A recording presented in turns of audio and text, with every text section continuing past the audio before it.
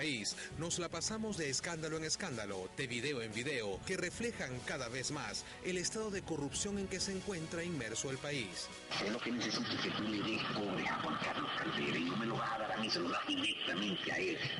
Entonces yo voy a necesitar... ¿Qué cantidad está hablando?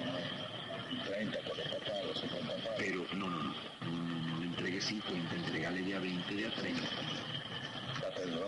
Claro, pero entonces y dentro de mes y medio, 2 meses, tanto más hasta que se alcance. Las fortunas que se han hecho al amparo del régimen se pierden de vista.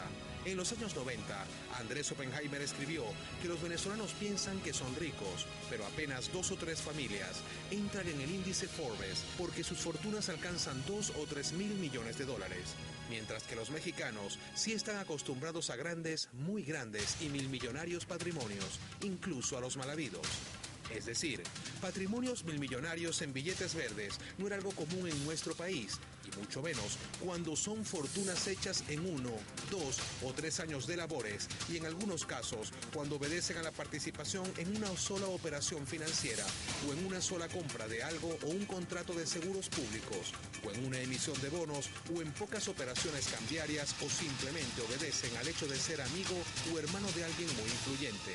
Hoy ya sabemos que hay muchos y muy poderosos boliburgueses que se han dedicado al blanqueo de capitales. Conocemos de empresas de maletín que hicieron millonarios a sus directores importando alimentos podridos. Nos hablan de hombres de verde olivo metidos en esos oscuros negocios, y hasta el verdugo del gobierno en su programa de la noche confesó haberse echado a 2. ¿Qué más tenemos que oír los venezolanos? ¿Qué otro video o audio debe salir a la luz pública para entender que este país es peor que el de Perú de Fujimori y Vladimiro Montesinos? ¿Quiénes más están detrás de estas fortunas? Mientras tanto, no hay papel, ni mantequilla, ni pollos, ni café, mucho menos patria segura. Para hablar de estos temas, yo prometo recibe esta noche a Ismael García, diputado a la Asamblea Nacional y candidato a la alcaldía del municipio Libertador. Bienvenido. ¿Qué tal, amigos? Bienvenidos a Yo Prometo. Bienvenido, diputado, de verdad. Y le pusimos su gallo. Su gallo para recordar ese oído al tambor, ¿no? Gracias, vale. Oye, gallo que siempre me ha acompañado. Sí, señor. Muy bueno tenerlo. No, y gracias a ti por invitarme a tu programa, Nito. Programa de opinión. Nosotros toda la vida hemos sido amigos, a veces en ceras distintas, pero siempre respetándonos nuestras diferencias y las coincidencias, que hoy son mucho más grandes que las diferencias que podamos tener. Yo no le voy a volver a reclamar. No, ya yo le reclamé suficiente. Tengo años reclamándole esa silla vacía que me dejó ahí una vez. Y yo me lo está reclamando. Que no aguanto. Pero de verdad que me encanta que esté aquí. Gracias. Además vi cómo lo recibieron allá arriba en las dependencias, pues en maquillaje, la gente contenta. Los trabajadores, los obreros, que es lo que vi por allí, muy, sí, señor, gente muy cariñosa. Un saludo, un abrazo a todos los trabajadores de este canal. Sí, señor. Bueno, y a los que hoy también no están, que son mis amigos siempre. Así es, sí. Claro. A ellos un gran abrazo. Mire, diputado, bueno, ya vimos esta semblanza, ¿no? Como empezó el programa. Y yo me pregunto y le pregunto, bueno, porque además, fíjese, ¿no? El señor Maduro ha dicho en estos días que comenzó una revolución dentro de la revolución.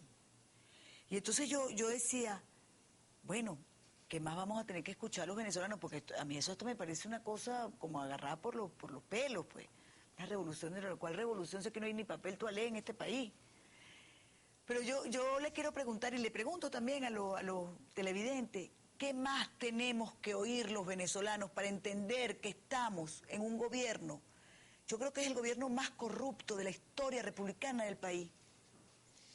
Sí, así es, Nito. Lamentablemente, a finales de los años 90, en Venezuela venían ocurriendo un conjunto de cosas. Ganó el presidente Caldera las elecciones, después vino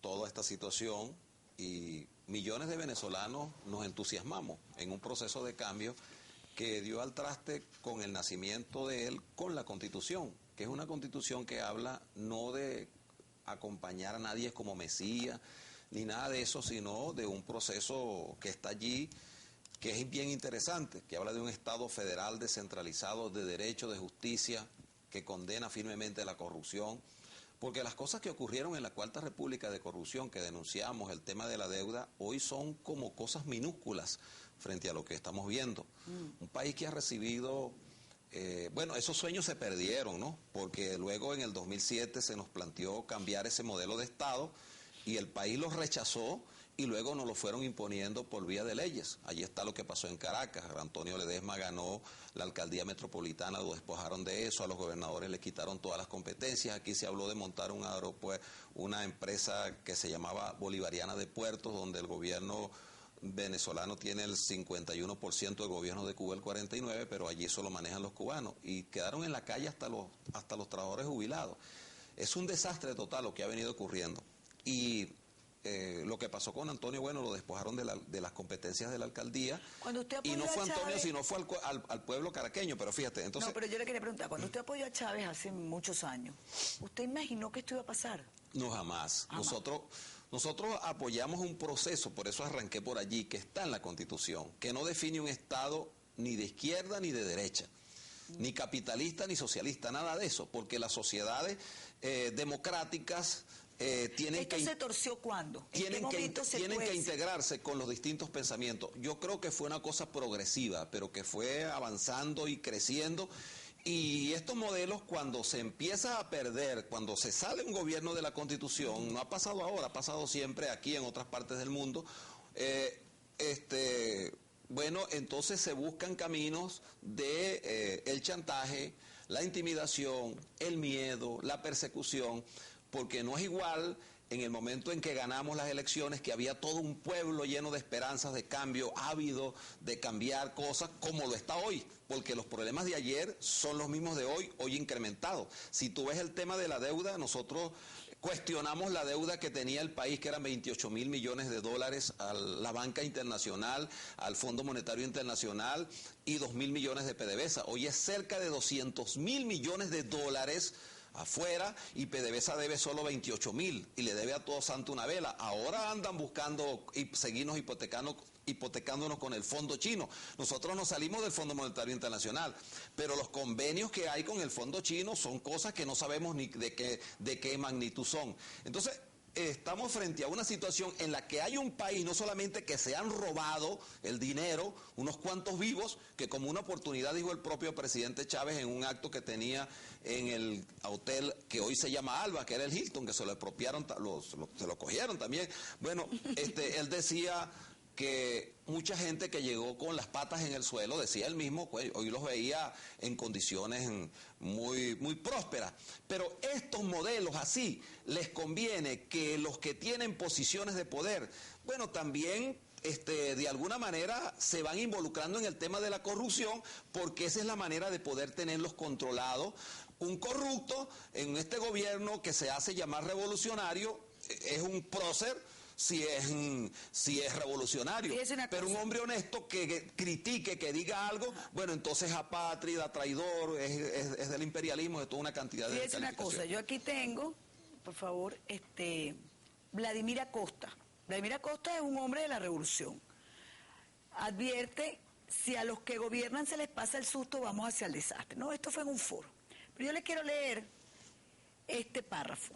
Él pone: en segundo lugar, insistió en la necesidad de poner término a la corrupción que existe dentro del proceso y dijo, comillas, hay que enfrentar la corrupción y la impunidad que se ha alentado desde el propio gobierno.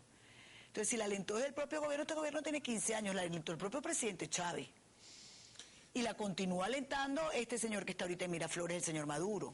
Los mecanismos del Estado es como una sociedad de cómplices, en donde tú te pones a ver qué ocurrió en la campaña electoral con la compra y venta de tarjetas de partido, con el despojo de siglas de partido. Allí participaron magistrados, sabiendo que estaban haciendo una cosa muy asqueante, muy cochina, pues. Bueno, y trajeron para eso a Hidalgo Bolívar. Claro, que por cierto tenía un expediente construido por ellos mismos. O sea, que ya no lo tiene el expediente. No, porque se lo limpiaron y a cambio de eso le permitieron que hiciera lo que hiciera y lo que hacen con otros y lo que seguirán haciendo. Ahora, ¿qué está pasando? Hay un pueblo que cada día está tomando más conciencia. En las elecciones del pasado 14 de abril, donde yo estoy absolutamente convencido que ganamos esas elecciones y nos robaron las elecciones.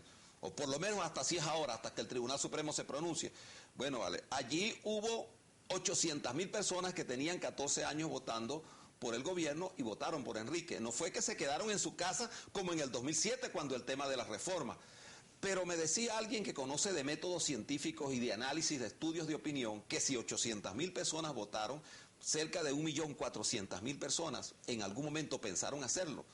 Tal vez nos faltó un poquito de tiempo para ganar con mayor ventaja. Pero ¿qué está pasando en este momento? Lo dicen las encuestas. Por eso es que yo no tengo ninguna duda que aquí cualquier elección que venga van a ser barridos, porque ya la gente ha decidido definitivamente, sobre todo en lo que está ocurriendo en los últimos días, lo que ha pasado, por ejemplo, con ese audio de Mario Silva y las cosas que faltan por presentar, realmente ponen al descubierto un gobierno en una profunda crisis ética moral, un gobierno extremadamente corrupto. Diputado, tenemos que hacer publicidad. Sí, cómo no. Ya venimos, veo que se apasiona cuando habla del tema. Fíjese, al regreso yo quiero que, porque hay una pregunta que le hace a uno todo el mundo. ¿Cuándo va a salir el segundo audio? Eso yo quiero que me lo responda en la próxima parte, porque es la pregunta que se hace toda Venezuela. Ya venimos.